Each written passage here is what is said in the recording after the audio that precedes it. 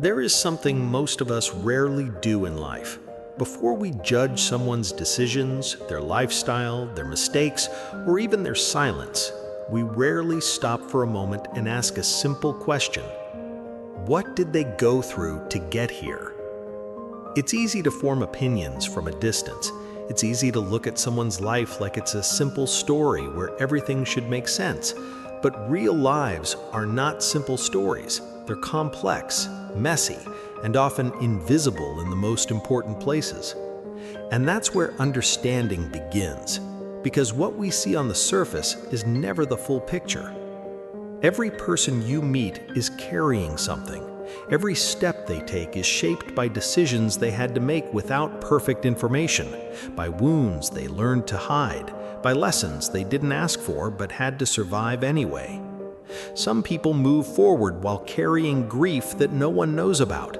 Others are fighting battles in silence, where no one claps, no one notices, and no one checks in. And still, they show up. They continue. They keep going.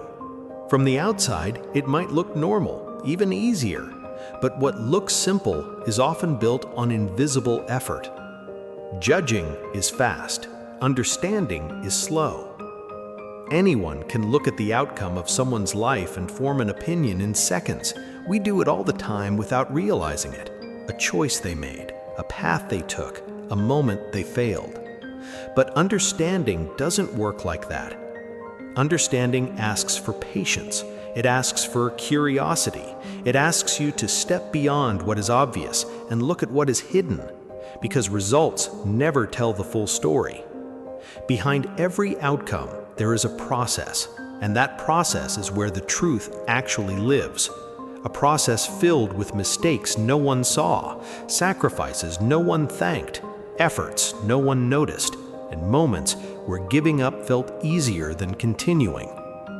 What seems wrong from the outside is not always wrong from where it began.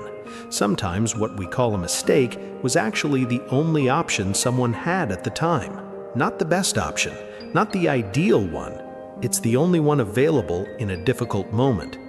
And what looks effortless might have cost someone their peace, their sleep, or their sense of stability. You cannot measure someone's journey using your own comfort as a reference point, because not everyone walked the same road, not everyone started with the same tools, not everyone had the same support, not everyone had the same chances. That is why empathy is not just a nice idea, it's a discipline. Putting yourself in someone else's shoes is not about pretending you understand them instantly. It's about accepting that you don't.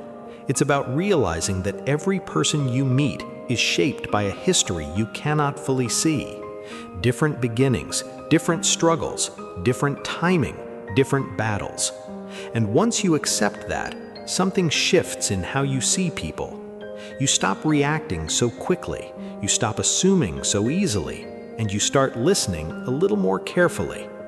This is not about excusing everything people do.